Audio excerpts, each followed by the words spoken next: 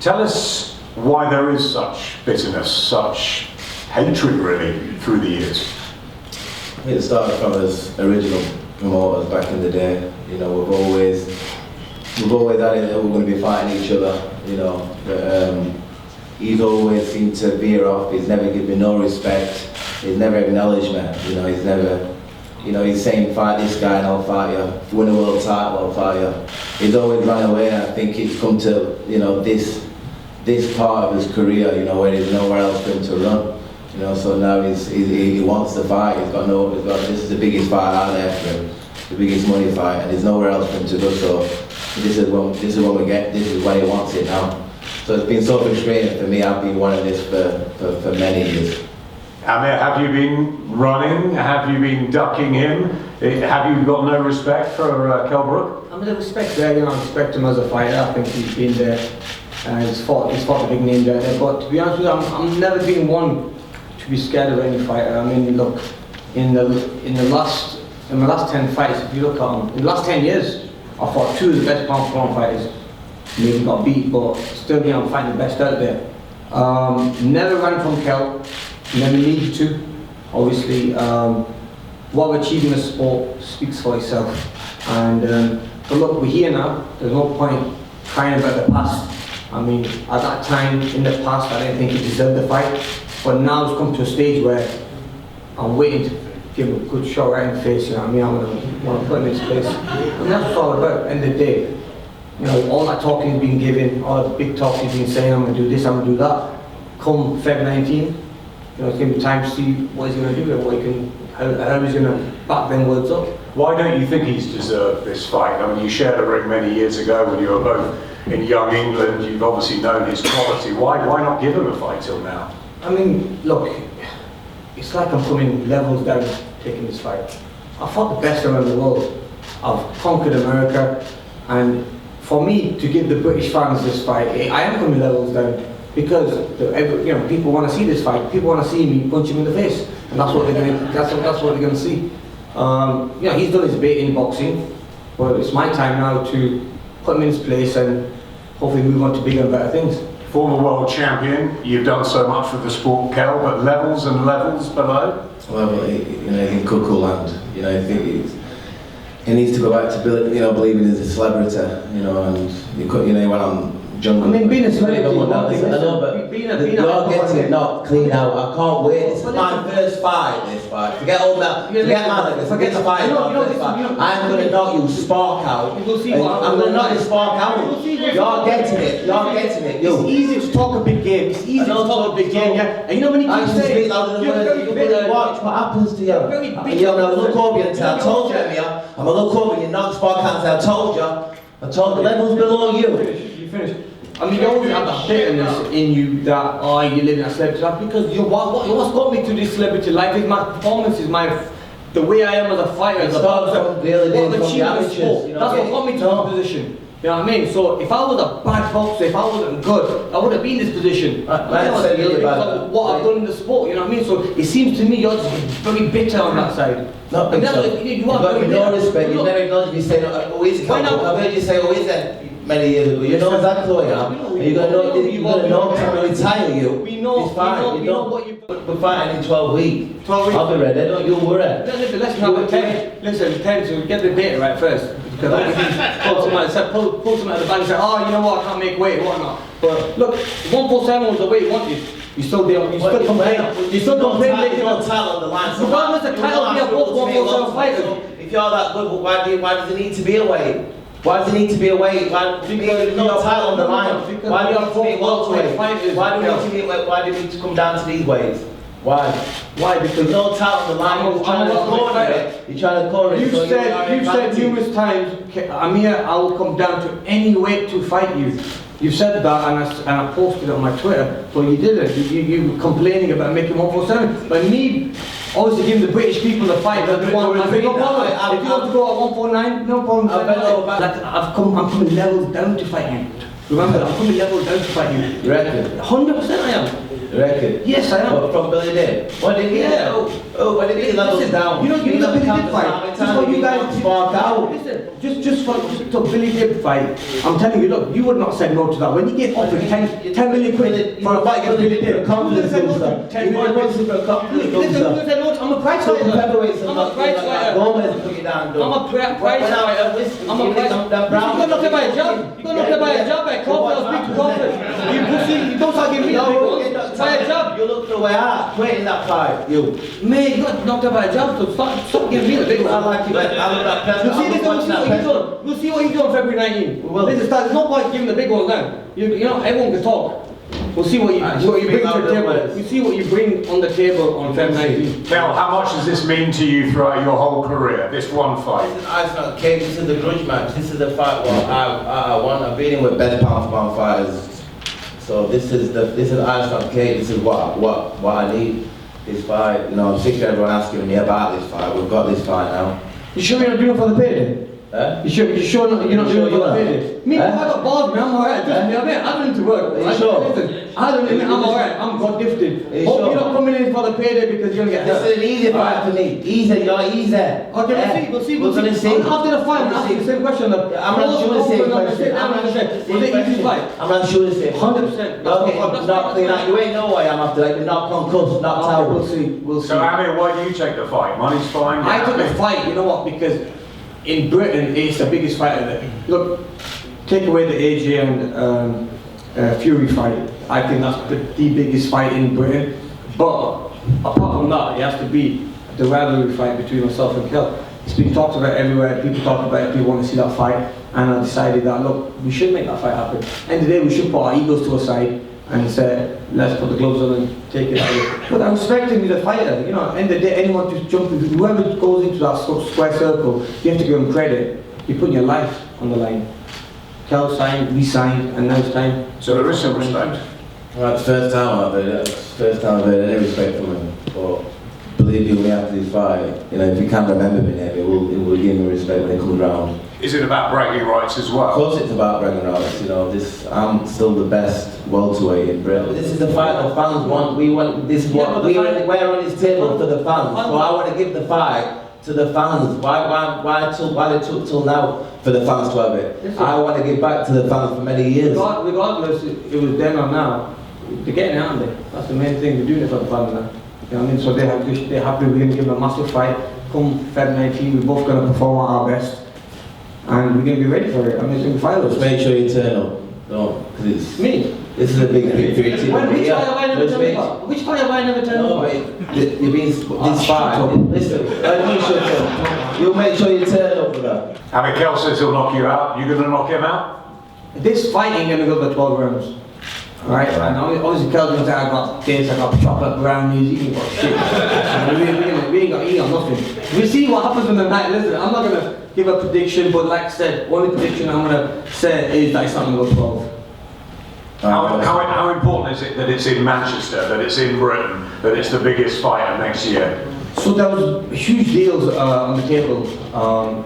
Dubai was interested in doing this fight, Saudi Arabia, but we wanted this fight to be in the UK, and obviously to have Sky on board, but this is amazing. And I think it's very important to have it in the UK, you know, for the British fans, give them the chance to see it live instead of it being a different hours in the day. But yeah, I mean, to have them, give them a chance to come and enjoy the fight, see the fight will be massive, you know. So being in Manchester, the Amir Arena, where I've had some great experiences, it's going to be right there, and not far from either of us. Obviously, Kel's from Sheffield, which is not far, and I'm from Bolton, so it's literally in between. Kel, the Battle of the North, Lancashire, Yorkshire rivalry as well. It's got everything, hasn't it?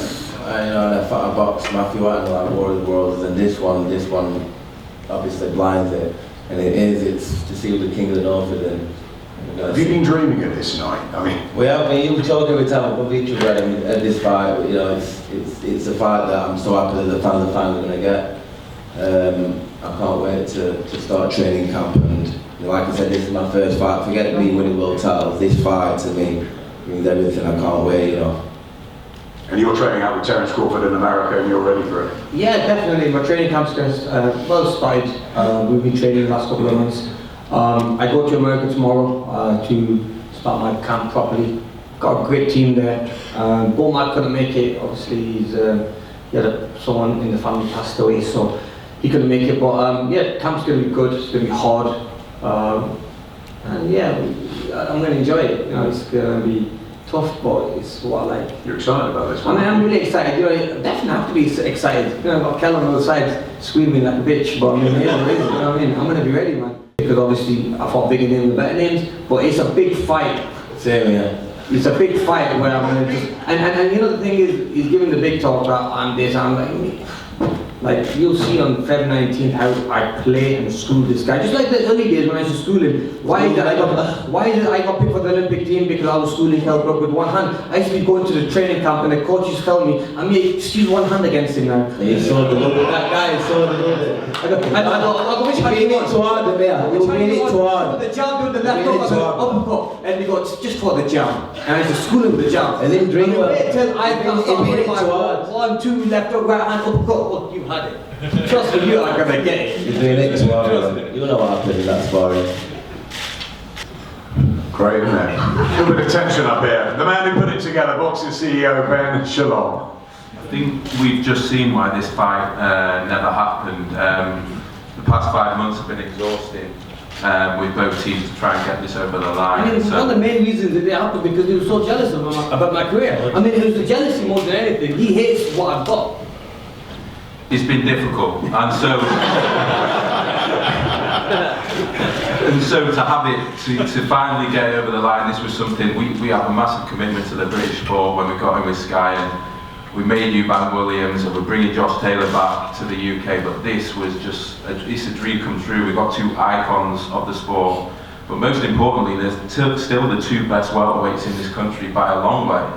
You know, I think people forget that by a long way, and so, you know, this is a massive fight for us to be involved in, and to be honest, I just want to say thank you to the fighters because they had offers from everywhere, and I believe you, me, I'm sure Terry will get them out later, from everywhere, and they could have taken more money, they could have done it in different countries, but both of them independently, not agreeing with each other, wanted it in the UK, and to have it at the Manchester Arena, my hometown as well, is a huge thing for the British sport. It's a huge thing for the fans, and I think I'm so excited. This got to be the biggest fight outside, as Amir said, AJ Fury. So yeah, fair play to both fighters for finally getting this on for us.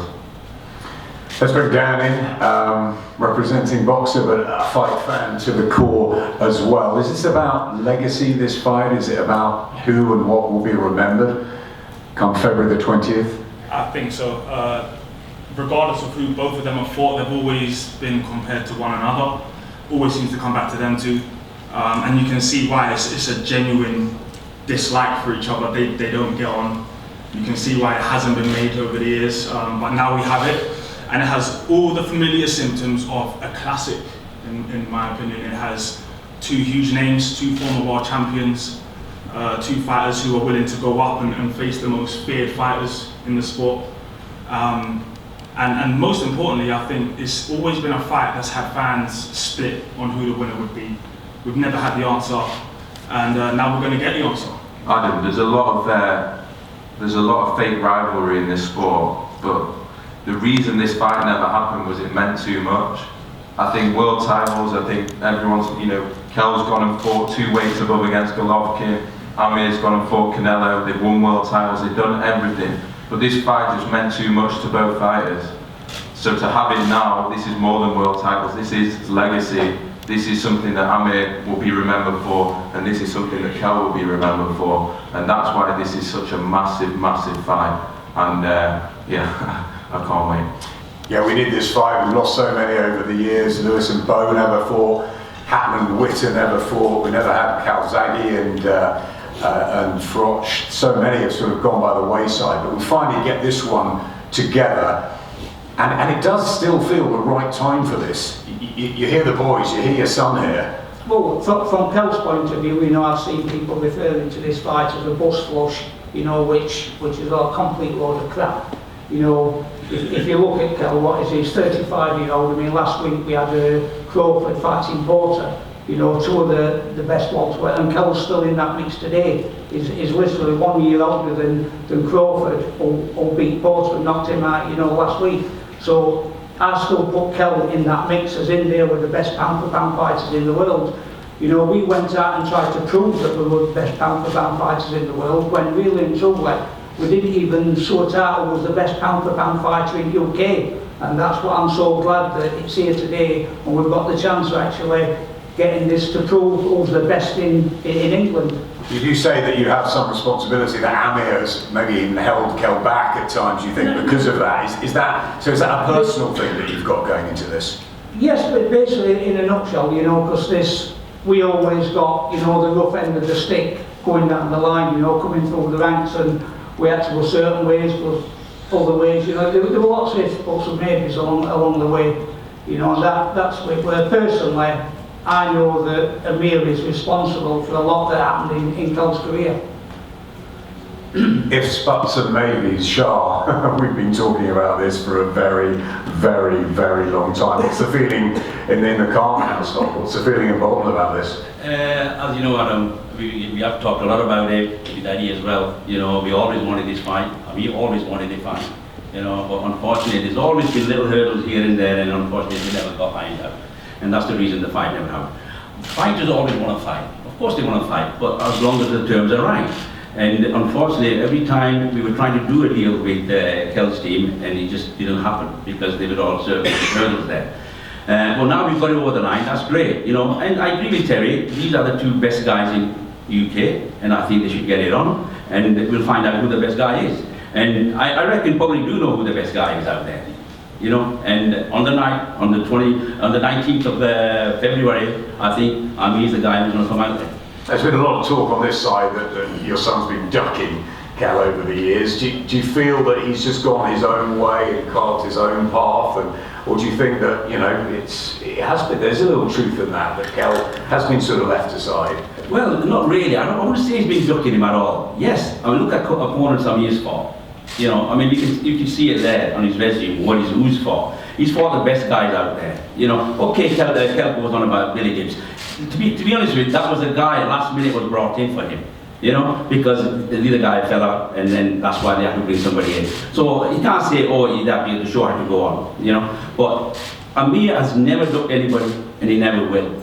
You know, Amir is there to win. He don't want to be left as a second best. And Kell on the night, I mean, Kell's going to come with the best Kell out there, and Amir will be the best out there. And you know something, to the British public, everybody will know who is the best guy out there. I mean, like Amir said before, if Kell was so good, why didn't he get to the international camps and etc. You know what I mean? But that's all make do now. Forget all about that. Let's get the fight on and hopefully find out who the best guy is. Khan's inactivity. Kell's still got the punch, but Khan still hasn't got the resilience anymore. You know, he's suffered some very, very heavy knockdowns in his career. And it affects... You got knocked out by a jab. You got knocked out by a jab. Yeah, he did. It was a jab, wasn't it? Yeah, it was. What I will say about Kell against Crawford, he made the wrong decision. I think he didn't have the perfect training camp. He relied on himself for that one, and he misjudged it badly. He should have done a lot better. He should have done a lot better with Crawford, and he didn't. So, you know, that's a lesson learned. That's where we are. Maybe that's why he's got the fight. But what I will say is Kell still got his punch. Khan still hasn't got the resilience. He never has had much of a chin. But he can box. He's got reflex. He's fast. As long as he can keep out of the way, he's going to be all right. But it's only going to be a matter of time when Kell connects, because Kell's still got the punch, he's still got the reflex, he's still got the speed, and he's still got the fitness. He's been training since the summer. He's not just starting camp now, he's been in it thinking this fight was going to happen before December. So I know how long he's been in the gym and I know how he's looking. And you're just starting your camp, you might have done a bit, fair enough. But I think over time, I think Kell's in a lot better shape. I think you're just worse for wear. But it's going to be interesting. It's going to be very interesting. Do you think actually the styles gelling now will make it more electric, that it can't go the distance that somebody's going to go? Yeah, it's not going to go the distance because I don't think Amir's got it in him to do the distance anymore. I think his hardest fight was Crawford. He put a great display till he got hit. He did more rounds than Kell, but when he made his comeback fight, you know, whichever way it was, he got Billy Dib, whoever they had before that, I can't remember who it was. It wasn't be a hard fight. So he's been out of the mix for a long time. He's been, you know, living the celebrity lifestyle. Fantastic. He's got a great lifestyle. It's great, you know, for the people in Britain. He's a role model for a lot of people, and that's good. And, you know, with KELL BROOK, it's been boiling for a long, long time. And like I say, it's all over the forums, it's all over social media. People are anticipating this fight. It is going to be a good fight. It's going to sell out Manchester Arena, and it's going to be a great fight. And, you know, hopefully, you know, Con's going to turn up. He's not going to be on a dinner date on the 14th with his missus and not making the weight. He's going to turn up on the 19th, and it's going to be a good fight. Just before I go to Amir, it will be a sellout, and to access pre-sale tickets, be the first in line, please sign up at BOXXER.com. Just an important announcement there, because it will be banged out in the Arrow Arena in Manchester on February the 19th. Amir, how do you respond to Dominic's words? That's what I said. I mean, look, he's a trainer. I know he's saying that Kell's in such good shape. Looks like a blob to me. I mean, he's not in the best shape. And don't know what type of training he's doing, but I mean, all the very best to him in training camp. We know we're going to be ready. I've been smashing the gym out myself, and you know, yeah. I mean, look, come February 19th, it's going to be there's going to be fireworks. It's going to be a massive event, and it's just going to feel so good to shut him up, you know, once and for all, because this fight's been talked about for such a long time. At least I can then give him a good beating and then move on to other things, because every time, you know, KELL gets it a lot as well. When you're fighting Con, people asking me when you're fighting Brook. I think it's going to be nice to put a stop to it all, you know, after February 19th. We all know then who the man is, and obviously it'd be nice to then move on to other things. You want to move on to other things? You're just focused on February 19th, aren't you? Dominic says you're in training, that you're ready, you feel good, do you feel right again? I feel right, yeah, I've been training for a while. We're going to step it up now, bring the diet into place and be ready. You know, I think actions speak louder than words, and I'll be ready for February 19th. It's going to be carnage. What wins you the fight, KELL? Accuracy, you know, power, you know, relentless, just coming forward to take his chin clean off your head. Basically, I'm coming. Forget boxing, forget what I've learned. I'm coming for a pub fight. I'm coming for a car park scrap. That's what's happening. And what brings you victory, Amir, on February the 19th, once and for all against KELL? Not a car box scrap. I mean, I think he needs a little bit more than that, trust me. I mean, who says that? Who says a car box scrap? They are saying. Come on. I mean, you're a actual fighter. We're going to stand in the middle of that box room there. We're going to have it up. KELL, you're just... Anyway, he just does not mind to promote a fight, you know what I'm saying? I mean, look, I'm gonna come there and just do what I do best. Look, I think we both need more than just a car box scrap. We're gonna have a good game plan, go in there, look good, feel good. And like Dominic just mentioned earlier, you know, we saw Crawford at the same age as us, who was 35, went and beat Porter, looked great. So you know when people say at the age, because me and KELL are similar age, I'm 35 next week and KELL's 35, and I think a lot of people say, oh, these guys are old, but no, I think we're at the peak of our career where we feel at the strongest, the fastest, the quickest, and you know, I think if training camp goes well for both of us, I think they will have this will be a cracking fight. You know, we're both strong, we've been here with the best, we've got the experience behind us as well. So here's a fight that's gonna, yeah, a lot of people think it's a 50-50 fight. I mean, but it's gonna be an exciting one. Well, finally, KELL, look down at Amir, just look down at the table and just tell him what happens February 19th.